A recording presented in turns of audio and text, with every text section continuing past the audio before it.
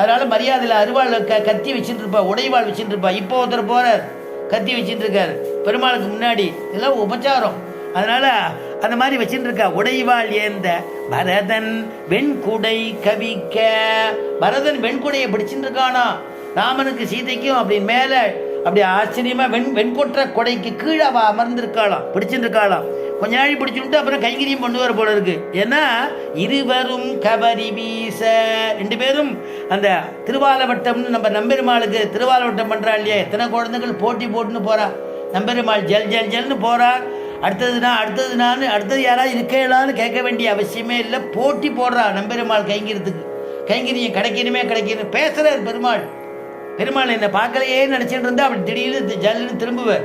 ஏன்னா பெருமாள் கிராஸாக நிற்கிறாரு, என்ன அவனுக்கு கடாட்சம் பண்ணுறார், அவனுக்கு அனுகிரகம் பண்ணுறார். அவன் பார்க்கலையேன்னு நினைக்கிறான், என்னை பார்க்கலையே ரங்கநாதா உன்னை சேவிக்க முடியலையேன்னு நினைக்கிறவாளுக்கு அப்படி ஒரு க்ஷணம் அப்படி திரும்பி நிற்கிறார். அத்தனை பேர் நினச்சா கூட ஒன்றா திரும்ப முடியாது இல்லையா, பெருமாள் நினச்சா தானே திரும்ப முடியும்.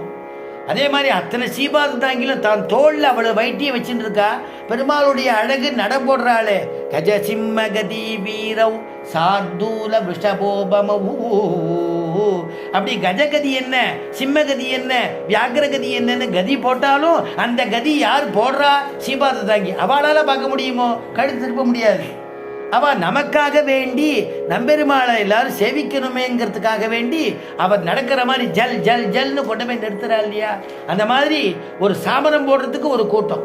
அவளுக்கு ஸ்ரீ வைஷ்ணவா சித்தம திருமண் காப்பை தரிச்சுட்டு அடுத்தது நான் கைங்கரியம், அடுத்தது நான் கைங்கரியம்ங்கிறா, அடுத்தது நான் ஏழை பண்ண. யாரும் ஓடுறதில்ல கைங்கரியத்துக்கு ஆசைப்பட்டு. என்ன ருச்சி, மற்ற தெய்வத்தை போல கொண்டாட்டம் கிடையாது.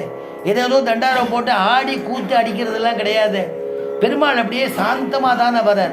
எவ்வளவு சமுத்திரமா இல்லை பக்தனுடையதான தலையான்னு சொல்லும்படி அவ்வளவு கூட்டமாச்சே.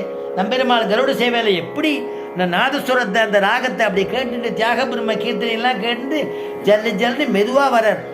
அத்தனை பேருக்கு தரிசனம் கொடுக்கணும். முடியாதவாள்லாம் கடையில் உட்காந்துருக்கா. ரங்கா கீழே உத்திரவீதியில் ஒரு பாட்டி இருந்தா.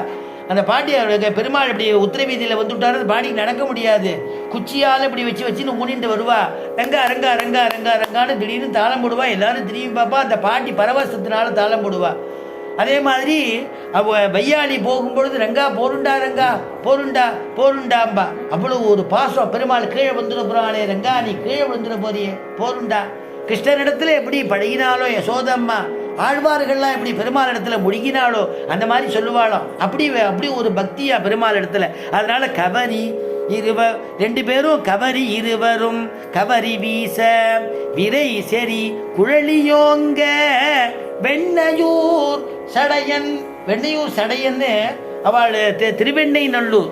அவள் பரம்பரையா இருக்கக்கூடிய அவள் குலத்தாரா அவர். அதனால அந்த இருக்கிறவா அந்த மகுடத்தை அப்படி தூக்கி கொடுக்குறாரா வசிஷ்டத்தை. அதனால் மரபுளோர் கொடுக்க வாங்கி வசிஷ்டனே புடைந்தான் மௌலி அப்படின்னு அந்த வசிஷ்டன் ஆச்சரியமாக அந்த மௌலிய அந்த வசிஷ்டன்கிற ஆச்சாரியன் குலகுரு அவர் அந்த ஆச்சரியமாக அந்த ராமபிரானுக்கு முடிசூட்டுறார். முடிச்சூட்டின பிறகு 10,000 பசுக்களை தானம் பண்ணுறார். 10,000 குதிரைகள் பிராமணர்களுக்கு தானம் பண்ணுறார். 30 கோடி ஹிரண்யங்கள் அங்கதனுக்கு தோல்வளையை கொடுக்கிறார். சுக்ரீவனுக்கு ரத்னஹாரத்தை கொடுக்கிறார். ஹனுமானுக்கு முத்துகாரத்தை கொடுக்கிறார். விபீஷனுக்கு என்ன கொடுக்கறதுன்னு தெரியலையா. லப்துவா குலதனம் ராஜா ஸ்ரீரங்க விமானம் இத்தியர்த்தகாங்கிறார் கோவிந்தராஜ்யத்தில். அதனால என்னன்னா ராமன் பார்த்தாரா, உனக்கு என்ன கொடுக்கறதுன்னு தெரியலையே, இந்த ரங்க விமானத்தையே கொடுக்குற வச்சுக்கோ அப்படின்னு ரங்க விமானத்தை கொடுத்தாரா. அந்த ரங்க விமானம் இருக்கக்கூடிய இடத்துல நம்ம ராமகதையை சொல்றோமே, அது பரம பாக்கியம் இல்லையா, அது நமக்கு கிடைக்கிறதே. அதனால அந்த ரங்க விமானத்தை கொடுத்தாராம். எல்லாருக்கும் ஒன்று கொடுக்குறாராம். அதே மாதிரி எல்லாம் கொடுத்துட்டு பரஸ்ருதி என்னன்னா யார் யாருக்கு என்னென்ன குறை இருக்கோ மனசில் அந்த குறையெல்லாம் பெருமாள் சக்கரவர்த்தி திருமகன் தீர்த்து வைப்பான். ராமாயணத்துக்கு இத்தனை நாள் வள்ளியேன்னு கவலைப்பட வேண்டாம். பட்டாபிஷேகத்துக்கு இன்னைக்கு வந்தால் கூட பூர்ண பலனை பெருமாள் கொடுத்துருவானோ. பெருமாள் ஆழ்வார் சொல்கிறார், தொண்டுக்கே கோலம் பூண்டு உனக்கு நான் தொண்டு பண்ணணும்னு நினைக்கிறேன், ஆனால் நான் வேஷம் போட்டுன்னு உனக்கு தொண்டு பண்ணுறேன்டா அப்படின்னா கூட பெருமாள் நினச்சிப்பாரா, நீ சின்ன உபகாரம் பண்ணால் கூட நான் பெருசாக நினச்சிக்கிறேன் பாரா. கதஞ்சிது உபகாரேன கிருத்தேன ஏகேன துஷ்யதி நஸ்மரதி அபகாராணாம் சதமபி ஆத்மவத்தையா. ஒரு உபகாரம் பண்ணாலும் பெருமாள் பூர்ணமாக எடுத்து அன்னைக்கு நீ உபகாரம் பண்ணியே, அன்னைக்கு உபகாரம் பண்ணியேன்னு பெருமாள் ராமன் சொல்லிகிட்டே இருப்பானாம். அதனால் தன்யம் யசஸ்ய